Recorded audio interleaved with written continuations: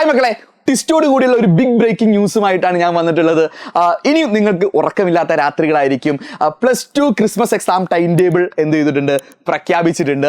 ആ time table ഒന്ന് analyse ചെയ്യുന്നതിന് മുമ്പ് വളരെ ഇമ്പോർട്ടൻ്റ് ആയൊരു ചോദ്യം ഞാൻ നിങ്ങളോട് ചോദിക്കുകയാണ്. പേടിയുണ്ടോ? ഇല്ലെന്ന് പറയുകയാണെങ്കിൽ സത്യം പറഞ്ഞാൽ കള്ളം തന്നെയായിരിക്കും. ആ ചോദ്യത്തിന് പ്രസക്തി ഇല്ലെന്ന് എനിക്കറിയാം. ഇപ്പോൾ പല ആൾക്കാരുടെ കയ്യിലും ഒന്നുമില്ല. +1 നല്ല രീതിയിൽ പഠിച്ചിരുന്നു, അത്യാവശ്യ രീതിയിൽ +2 ഉഴപ്പി, ഇപ്പോൾ ലാബുകൾ പോലും മര്യാദയ്ക്ക് ചെയ്യാതെ കലോത്സവവും സ്പോർട്സും ഒക്കെ ആയിട്ട് എൻജോയ് ചെയ്ത് ആടി തിമിർത്ത് നടക്കുന്ന സമയത്തായിരിക്കും ഈ എക്സാം വരുന്നത്. അപ്പോൾ നിങ്ങളുടെ കയ്യിൽ ഇപ്പോൾ 0 ആണെങ്കിലും ഇനി മുന്നോട്ട് സമയമുണ്ട് എന്ന് ഞാൻ നിങ്ങൾക്ക് എന്ത് ചെയ്യാണ്, വാക്ക് തരികയാണ് കേട്ടോ. നിങ്ങൾക്ക് മുന്നോട്ട് ഇനിയുള്ള സമയം നിങ്ങൾ യൂട്ടിലൈസ് ചെയ്യുകയാണെങ്കിൽ നല്ല രീതിയിൽ നല്ല മാർക്ക് വാങ്ങാൻ നിങ്ങൾക്ക് ഇനിയും സമയമുണ്ട് എന്ന് ഞാൻ ആദ്യം തന്നെ ആശ്വസിപ്പിക്കാൻ വെറുതെ ചുമ്മാ പറയല്ല, അതിന് അവസരം നിങ്ങൾക്ക് ഉണ്ട് എന്ന് ഞാൻ ഉറപ്പ് തരികയാണ് കേട്ടോ.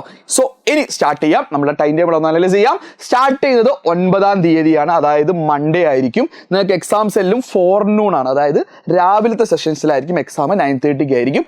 ആദ്യത്തെ എക്സാം ഫിസിക്സ് ആണ്. അപ്പോൾ ചിലർക്ക് അയ്യോ ഫസ്റ്റ് എക്സാം തന്നെ ഫിസിക്സ്. എടാ നിങ്ങൾ ഇതിൻ്റെ പോസിറ്റീവ് വശം കാണും. ഞാൻ പറഞ്ഞില്ലേ ട്വിസ്റ്റ് ഉണ്ടെന്ന്, ആ ട്വിസ്റ്റ് ഇതാണ്. ആദ്യത്തെ എക്സാം ഫിസിക്സ് ആണ്. അത് കഴിഞ്ഞ് ഒരു ദിവസം ഗ്യാപ്പിൽ 10-ാം തീയതി കമ്പ്യൂട്ടർ സയൻസ്, അത് കഴിഞ്ഞ് ഒരു ദിവസത്തെ ഗ്യാപ്പിൽ 11-ാം തീയതി മാത്തമാറ്റിക്സ് ആണ്. അപ്പോൾ നിങ്ങൾ ആലോചിച്ചേ, നിങ്ങൾക്ക് ഏറ്റവും ഡിഫിക്കൽട്ടി കൂടിയ 2 സബ്ജക്റ്റുകൾ ആദ്യം തന്നെ കഴിയുന്നുണ്ട്. പിന്നീട് നിങ്ങൾ അങ്ങോട്ട് ആലോചിച്ച് നോക്ക്, പിന്നീട് നിങ്ങൾക്ക് കെമിസ്ട്രി 12-ാം തീയതി ഉണ്ട്, ഗ്യാപ്പുകളില്ല. പക്ഷേ പിന്നീട് അങ്ങോട്ട് ബയോളജി കുട്ടികൾക്ക് ഭയങ്കര അഡ്വാൻറ്റേജ് ഉണ്ട്. 13, 14, 15 ഈ ദിവസങ്ങളൊക്കെ ലീവാണ്. ആ ദിവസങ്ങൾ കഴിഞ്ഞിട്ടാണ് ബയോളജി വരുന്നത്. പിന്നീട് അങ്ങോട്ട് ഇംഗ്ലീഷും ലാംഗ്വേജും ഓരോരോ ദിവസങ്ങളിൽ വരുന്നുണ്ട്. അപ്പോൾ റിവേഴ്സ് ഓർഡറിലാണ് അവരെ ഡിഫിക്കൽട്ടി കൊടുത്തിരിക്കുന്നത്. ട്വിസ്റ്റാണ് കേട്ടോ. സാധാരണഗതിയിൽ ഇങ്ങനെ ആയിരിക്കും, അതായത് ലാംഗ്വേജിൽ സ്റ്റാർട്ട് ചെയ്ത് പിന്നീട് ഫിസിക്സ് മാത്സ് അങ്ങനെ ആയിരുന്നു പോയിരുന്നത്. ഇത് നേരെ തിരിച്ചാണ്. അതുകൊണ്ട് നിങ്ങൾക്ക് ഏറ്റവും കൂടുതൽ ടെൻഷനും സ്ട്രെസ്സും എപ്പോഴായിരിക്കും, ഈ സമയത്തായിരിക്കും. ഫിസിക്സ് മാത്സ് ഒക്കെ ഒന്ന് കഴിഞ്ഞ് കിട്ടാനായിരിക്കും. പിന്നീട് മുന്നോട്ട് പോകുന്നതോറും നമ്മുടെ ടെൻഷൻ പൊതുവെ കുറഞ്ഞാണ് വരാറ് അല്ലേ. അപ്പോൾ അവസാനം ക്രിസ്മസ് സമയമാകുമ്പോൾ നിങ്ങൾക്ക് എന്ത് ചെയ്യാൻ പറ്റും, ഒന്ന് മൈൻഡ് ഫ്രീ ആക്കാനും പറ്റും.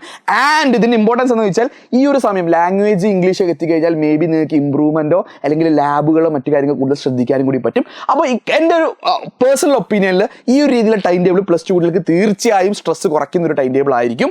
അപ്പോൾ അവിടെ കമ്പ്യൂട്ടർ സയൻസ് കുട്ടികൾക്ക് ഒരു എപ്പോഴും ചോദ്യമുണ്ട്, കാരണം ഫിസിക്സിൻ്റെയും മാത്സിൻ്റെ ഇടയിൽ കുത്തി നിറച്ചിട്ടുണ്ട്. ബയോളജി കുട്ടികൾക്ക് നടത്തുന്ന കൂടെ നടത്തിയാൽ പോരെ എന്നുള്ളൊരു ചോദ്യം സ്റ്റിൽ റിമൈനിങ് ആണ്. അതിൻ്റെ റീസൺ എനിക്കറിയില്ല. നിങ്ങൾക്ക് അങ്ങനെ ഫീൽ ചെയ്യുന്ന നിങ്ങളൊന്ന് കമൻറ്റ് ചെയ്യുക. ആൻഡ് ഞങ്ങൾ ഉറപ്പ് തരികയാണ്, ഇതിന് വേണ്ട എല്ലാ ടൈം ടേബിൾസും ഇതിനുള്ള സ്റ്റഡി പ്ലാൻസും നമ്മളെ ചാനലിൽ അപ്ലോഡ് ചെയ്യുന്നതായിരിക്കും. നിങ്ങളത് ഫോളോ ചെയ്യുക.